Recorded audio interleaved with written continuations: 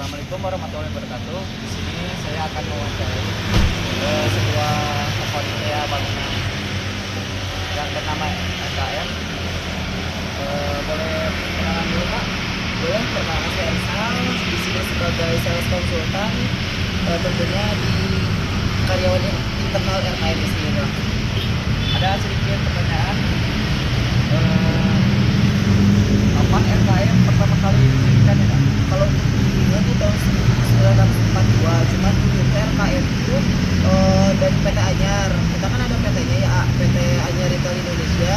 Sebelumnya bukan toko bangunan, tapi kayak pom bensin, kemudian Anyar Baja. Nah, kita merambatlah di tahun 2019 berapa gitu ya, itu masuk ke dunia bahan bangunan. Berarti perjalanannya cukup jauh ya Cukup Pak? jauh kalau untuk PT-nya, karena masuknya kan kita masuknya ke PT yang bukan toko bangunan, tapi kita masuk ke bilangnya sih kayak supermarket atau toko modernnya. Selanjutnya produk apa saja yang dijual kan? Kita dihususinya untuk bahan-bahan bangunan yang udah instan. Kalau yang mentah-mentah kayak semen, bata, hebel gitu kita nggak jual. Cuman yang instan, cuman kita fokusnya di granit keramik fokusnya. Cuman untuk sanitari, untuk yang lain-lainnya masih bisa.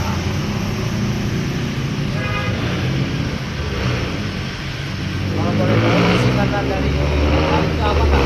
Kalau dulu sih saya sendiri pun karyawan awalnya kan emang gak tahu ya RKM apa. Sebenarnya dari yang pendiri awalnya RKM itu singkatannya Roh Kudus Memberkati. Tapi setelah banyaknya pro dan kontra dari para karyawan, internal manajemen, itu akhirnya terbitlah nama RKM itu Raja Keramik Murah. Jadi sekarang ramenya Raja Keramik Murah. Keramik murah, Nah. keramik murah. Sama satu lagi Kak, kalau sebelum melakukan aktivitas pekerjaan, adakah briefing dulu dan sudah tugas? Kalau untuk briefing tuh kita wajib, karena kan kita di shift ya untuk shift 1 sebenarnya opening toko di jam 8, tapi untuk karyawan full di jam 7.25 itu udah masuk karena ada briefing. Begitupun pulang, kalau pulang sih biasanya hanya ngomongin omset pencapaiannya aja, atau misalkan ada kendala ke depannya. Tapi kalau itu briefing full sekitar 20 sampai 30 menit. Oke, di sini saya akan melanjutkan pertanyaan yang tadi Rafli ditanyakan. Dan sekarang perkenalkan. Ini ada karyawan selanjutnya dengan siapa namanya? Jabat sebagai apa di Aku di RKM jadi sales ya. Jadi aku banyak aja Oke, ada pertanyaan. ya. Pertanyaannya adalah, apakah ada pembagian tugas yang jelas di antara karyawan? Maksudnya target apa? Pembagian tugas yang jelas, misalkan seperti tadi kan tetehnya itu dibagi aja gitu kan. Apakah ada pembagian tugas yang jelas?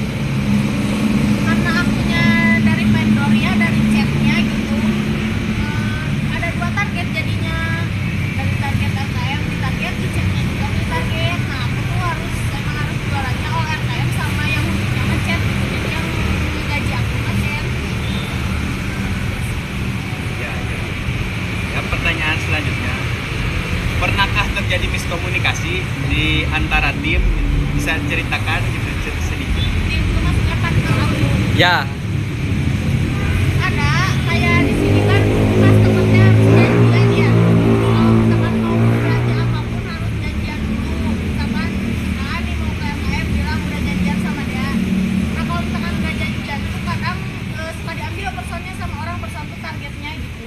Diambil sama orang kan jadi kesalahpahaman ya. Maksudnya kadang kita udah janjian nih di chat, tapi si customernya nggak bilang janjian sama aku, kan jadi Ke yang lain. orang kan. Nah itu jadi gimana ya, masih salah paham sih, karena kan kitanya tadinya udah janjian tapi kan temennya nggak bilang, baru jadi masuk ke orang lain gitu. Kadang kebanyakan yang sering terjadi itu. Jadi terambil ya jatahnya itu. Nah itu ya, kita yang udah capek-capek nge-follow up kan ke customer, tapi kesininya mah jadi sama orang banyak sih. Terus apakah apakah sudah ada langkah atau cara untuk mengatasi masalah komunikasi itu?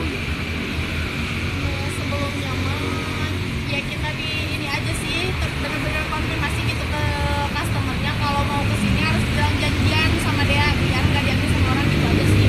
Ya terus-terusan ke si customernya jangan lupa ya gitu bilang kesininya janjian.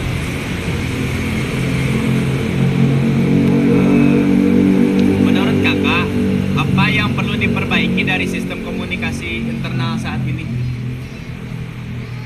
Lebih ke ini sih ekspresi juga ngaruh ya komunikasi antar sales itu kan sama customer. Ya. Ya, Ya ekspresinya misalkan mau customer itu jadi atau enggak juga kita sebagai sales mah harus ngasih yang terbaik ya kayak nggak boleh judes nih. Oh, kan pasti customer tuh nggak mau dong, nggak mau nih kalau misalkan kitanya baik welcome kan siapa tahu nanti dia bisa balik lagi sih. ada pertanyaan terakhir. Apakah ada rencana ke depan untuk memperbaiki atau meningkatkan komunikasi pelayanan di toko ini? Rencananya Ya, ada rencana. nanti ditag aja ya. Rencananya apa?